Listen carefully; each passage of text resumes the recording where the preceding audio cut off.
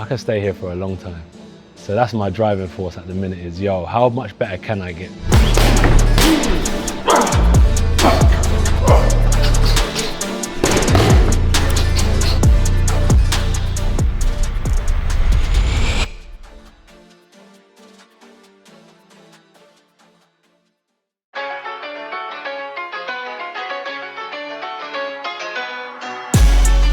Ladies and gentlemen, this is Nick from Combat Evolved and we're in sunny Valencia, Spain. We're here to sit down and talk to world famous boxer Anthony Joshua. We're going to talk his upcoming fight with Kristian Prenga and all things boxing related. Stay tuned. Ladies and gentlemen, a man who has spent over a decade at the highest level of professional boxing, Olympic gold medalist, multiple-time heavyweight world champion. I'm here with the one and only Anthony Joshua. What's happening, Nick? It's a pleasure to be here. Thank you for having me. Thank you for being here as well. Yeah, so probably a good place is to start. How are you and how's training going? Sweet.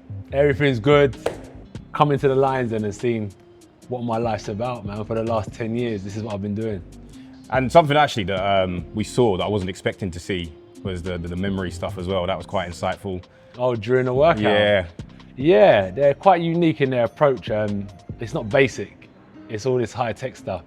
Some people don't believe in it, but I actually think that it's good because boxing, due to the trauma to the brain, you want to kind of keep your mind active, keep it switched on. After you've taken like a few punches in sparring, it's good to kind of reactivate those neurons that have been switched off due to impact. I think that's what he's doing. It sounds about right. So whatever he tells me to do, head down and get on with the work. And you've talked about the brain there. It actually leads me quite nicely into my first question. Yeah. Like you said, you've been doing this for 10 years. At this stage of your career, how much of a fight camp and your training is mental and how much of it is physical? That's why I prayed after I'd done that run, because I was like, it was all mental. Today was all mental because I can do it. It was hard. Physically, it was challenging. But mentally, if I would have told myself like at any stage to stop, my body was happy to just give up. So I would say today was 80% mental. But it goes, there's easier days, but today I think when you have them tough days, it's all mental. And I had to approach the day with like a strong head on my shoulders because today was very challenging physically. But it was the end of the week as well, right? You've done like a whole week of training. Towards the end of the week, your body's fatigued, but the coaches don't care, which is good with them because they're saying it's just your emotions. I know from physiological, from the way your body responds, from the like your HRV, your resting heart rate, we know that you can. So you just got to get over the mental barrier and push yourself. So yeah, it was challenging, but I'm glad I actually got it done today.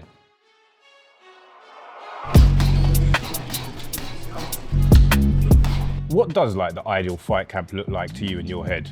I know there's certain things that you can control and certain things you can't control, but if all the stars align, if everything was to go just right, what does that look like for you? I'd say sparring. In a nutshell, sparring is a true testament of fight camp where you're giving out more punishment than you're taking, your feet are moving, your defense is good, your punch stats are high, your defense is immaculate. And for me, like no matter what else you do, you get your sparring right, you're ready to fight. After everything you've achieved and at this stage of your career, your boy's hungry. I'm hungry, bro. I'm hungry. Well, that's the best way for me to ask then. What keeps you hungry? What keeps you motivated? I can get better. I can definitely get better, 100%. Because it's that experience as well. I know what I'm doing and I've got people around me who know what they're doing. So coming together, I'm like, we can create some magic here. But I do think about it as well and I actually want to get better. So that's my driving force at the minute is, yo, how much better can I get? Do you still feel like you're getting better? Yeah, this camp wasn't about anything other than improving my boxing skills. So like, let's get in camp and let's actually improve as a boxer. Not about getting fit, not about trying to prove anything to anyone and like asking myself why I'm here. I belong here and I think I can actually get better. If I put the work in, I can definitely improve as a fighter. How long do you see yourself keeping going for? This is the thing, it's like, I was thinking about that as well. It's however long this environment remains happy and like, look, you're working amongst a lot of people, it's challenging, different mentalities, different cultures, different opinions. It's just got to be an environment that is like oozing of positivity because it's challenging. You want to be the best. Everyone's got their opinions on what that means. But as long as the environment is one that is positive, I could stay here for another 4 to 5 years. Good to hear. That's good to Yeah, I hear. could stay here for a long time. It's simple living, Nick. It's simple. Like we train, we sleep. It's tough, but I think with the mentality I have, I can definitely stay for a long time. Compared to when you was first coming up, Yeah. how do you view the current landscape of British boxing? Yeah, it's good. It's good. I wouldn't say there's much of a shift because I come from that same environment where there's like stadium shows, social media, people know about heavyweights, and I think it's lit. I think it's always been lit ever since I've been in the game. Remember when I fought Dylan and these type of fights? There was Kell Brook, Nathan Cleverly, Tony Bellew, Frankie Gavin, Prize Fighter was on. So I've come from that background and I think it's always been popping. And British boxing's probably one of the meccas of boxing. Looking at the new generation now, Yeah. who are some names that you enjoy watching and who do you think can carry the mantle once people who are at the top at the moment, like yourself, move on from the sport? Globally, like you got Shakur Stevenson. I like watching Benavidez. I like watching, from an amateur point of view, Aaron Joshua. I like watching Aaron. I like watching a heavyweight from Scotland named Jabba. You got Moses Otoma, he's coming up. He's someone that they're saying is going to be the heir to the throne. Who else is there? There's a lot of up and coming fighters. Abdullah Mason, Conor Walker, trained with Dave Allen, unbelievable. Pat Brown. I haven't really watched much of Pat, but I'm hearing he's a problem. So I'm gonna actually go and do some research on him. But Conor Walker is probably my favourite fighter in the UK. And Nick Ball. A long list of names there that I just rolled off, but they're all lit. They're all very good fighters. I'm sure they're very much going to appreciate you name dropping them. I don't think they'll care.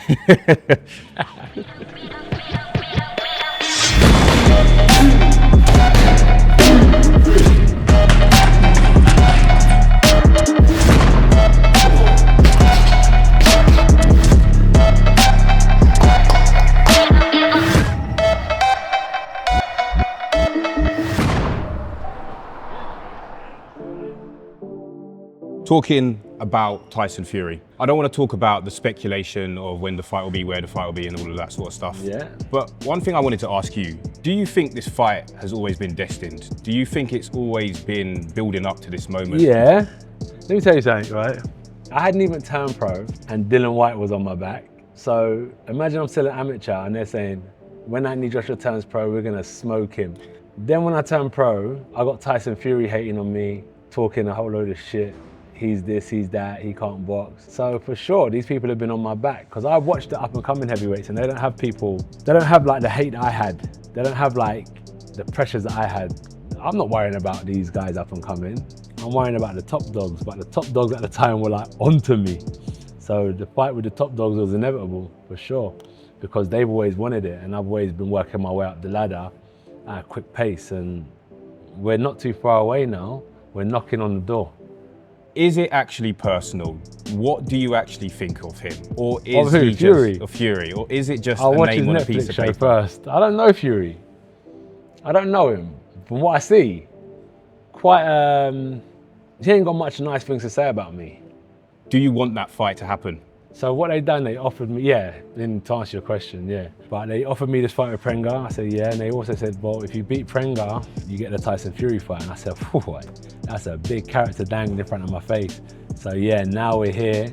That's why you can see I'm putting in a lot of work. I'm not underestimating Prenga, but I know like, I want to get to the top of the food chain, innit? And I gotta go through Prenga, I gotta go through Fury.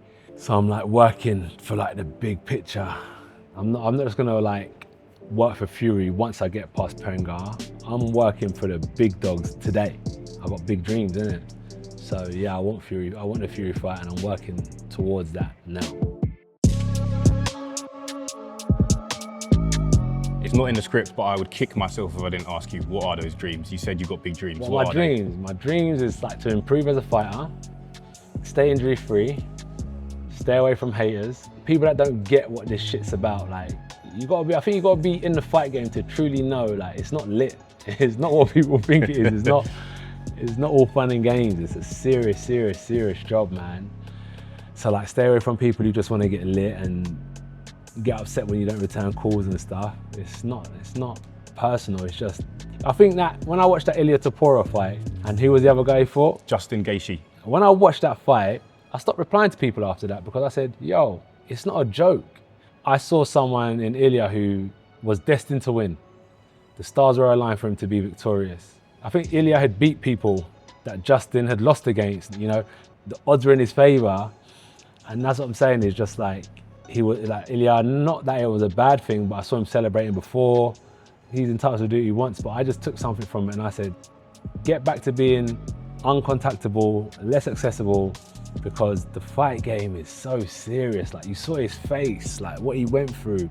It's not a joke, man. It's not a joke. And yeah, what do I want? I want to improve. I want to stay away from people that don't really get what this fight game is about and think it's just lit. I want to be there for the bright lights and the entertainment. And I want to create a little army of soldiers who love fighting. All my friends will be fight mentality, you know what I mean? I don't want people around that. My friends over here for partying, my friends over here for this. My army is fight focused. I see. Yeah, they know, all right, cool, boys, home time. We've got training in the morning. That's where we get off, in the gym. Yeah, I like it. You've mentioned Prenga. Do you see this as a tune-up fight, or do you treat this like the biggest challenge of your career? I don't see it as the biggest challenge of my career, but I don't see it as a tune-up fight either. It's a fight. You gotta believe in yourself, man. I'm working hard. I've got to say what I feel. I want to win. I want to do what I'm supposed to do. So it's nothing personal against Prenga. It could be anyone. It's not a warm-up fight. It's someone I really want to beat.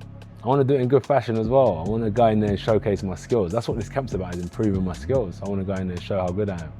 Do you have a prediction for the fight for me?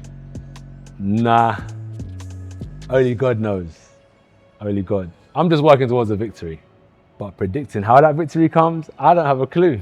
He used to be a kickboxer, actually. Yeah, I've seen. He used to be a kickboxer. Not MMA and stuff like that, but he's got a mixed martial art background, kicks and so on. So he's mixed a bit of, you know, different disciplines, kicking, punching. So we'll see how that crosses over July 25th. Anthony, look, I don't want to keep you. It's been an absolute pleasure to watch you train for a few days. Thank you for very much coming, for speaking bro. with us. Thank you. Ladies and gentlemen, I'm Nick. This is Combat Evolved. Anthony AJ Joshua.